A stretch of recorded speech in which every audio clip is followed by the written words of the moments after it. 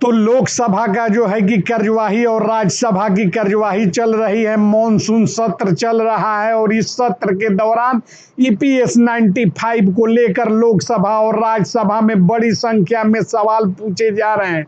इसी में जो है कि सवाल पूछा गया है रामदास बांगरे के द्वारा, और जो है कि प्रश्न के जवाब में जो है कि बड़ी अच्छी बात सरकार के तरफ से बताई गई है, जिससे स्पष्ट हो गया है कि पेंशन की राशि वृद्धि में कोई दिक्कत नहीं होगी। तो पूरा पत्र आपको दिखाएंगे, क्या सवाल है वह भी आपको बताएंगे, सरकार का जवाब बताएंगे। उससे पहले चैनल को सब्सक्राइब, वीडियो को लाइक और शेयर जरूर कीजिएगा। वीडियो को लाइक करना, कमेंट करना अनिवार्य है, यह आपके लिए है, क्योंकि आप कमेंट कीजिएगा, आपकी बात सरकार जल्दी सुनेगी, पेंशन की राशि खाते में भुगतान होगी। तो खबर जो है कि हम पूरा दिखाएंगे, एक एक पल में नई जानकारी मुहैया कराएंगे, पत्र भी दिखाएंगे। उससे पहले चैनल पर नए हैं तो चैनल को सब्सक्राइब, वीडियो को लाइक जरूर कर दीजिए। तो खबरों में आगे बढ़ते हैं। भारत सरकार श्रम एवं रोजगार मंत्रालय, श्रम रोजगार विभाग, श्रम शक्ति भवन, रफी मार्ग, नई दिल्ली, लोकसभा प्रश्नोत्तर विवरण और जो है कि तमाम तरह की बातें बताई गई है। तो बढ़ते हैं खबरों में आगे और आपको दिखाते हैं। तो दोस्तों, यह जो है कि सवाल पूछा है श्री रामदास बांगरे, माननीय सांसद लोकसभा ने। उन्होंने पूछा है कि कर्मचारी पेंशन योजना ईपीएस 95 के संबंध में उनका सवाल था। उन्होंने कुल 3 सवाल पूछे और तीनों सवालों के जवाब जो है कि सरकार ने दिए हैं। यह सवाल जो है कि लोकसभा में जो है कि पूछा गया है और मॉनसून सत्र के दौरान लोकसभा कार्यवाही के अवसर पर ये सवाल पूछे गए हैं। उन्होंने पूछा है कि कर्मचारी पेंशन योजना ईपीएस 95 के संबंध में उन्होंने पूछा है कि श्रम एवं रोजगार मंत्री यह बताने की कृपा करे कि क्या सरकार कर्मचारी पेंशन योजना ईपीएस 95 के अंतर्गत न्यूनतम पेंशन में वृद्धि करने पर विचार कर रही है।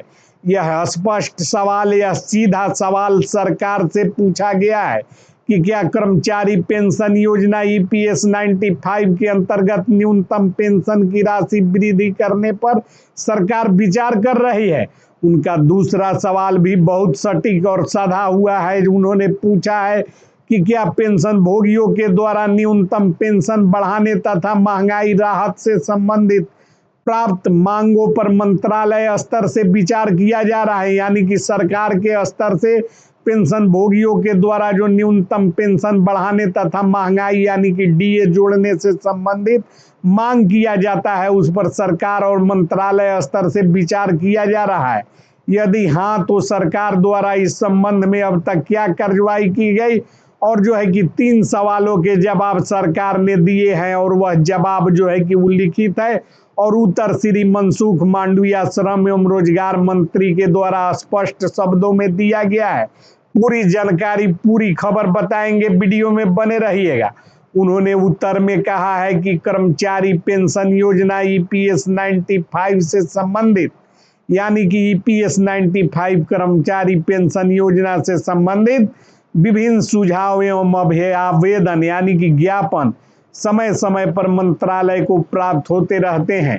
यानी कि जो कमांडर अशोक रावत की टीम आंदोलन कर रही है, जो समय समय पर ज्ञापन समर्पित करने का काम करती है, सरकार से जो है कि लिखित में मांग करती है, उसी के संबंध में यह उत्तर दिया गया है।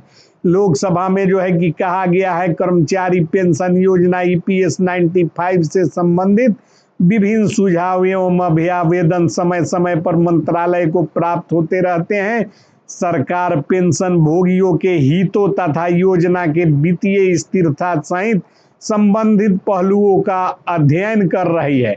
यानी कि सरकार जो है कि ईपीएस 95 पेंशन योजना के हितों तथा योजना के वित्तीय स्थिरता यानी कि पैसे की, आर्थिक सहायता की सहित संबंधित पहलुओं का अध्ययन कर रही है, यानी कि विचार कर रही है। न्यूनतम पेंशन में किसी प्रकार के संशोधन अथवा अन्य लाभों से संबंधित निर्णय संबंधित प्रावधानों, वित्तीय प्रावधान तथा सक्षम प्राधिकारी के स्वीकृति के उपरांत ही लिया जा सकता है। यानी कि उनकी जो मांग है कि पेंशन 7,500 किया जाएगा, उसमें जो है कि पेंशन में किसी प्रकार का संशोधन अथवा लाभों के संबंध में निर्णय संबंधित प्रावधान यानी कि नया जो गजट प्रकाशित हुआ था जिसे दिखाया गया था तमाम चैनलों के द्वारा, उस गजट के नियमों के अनुसार और वित्तीय प्रभाव यानी कि पैसे की जो है कि खर्च करने की शक्ति और सक्षम प्राधिकारी के स्वीकृति के उपरांत ही लिया जा सकता है।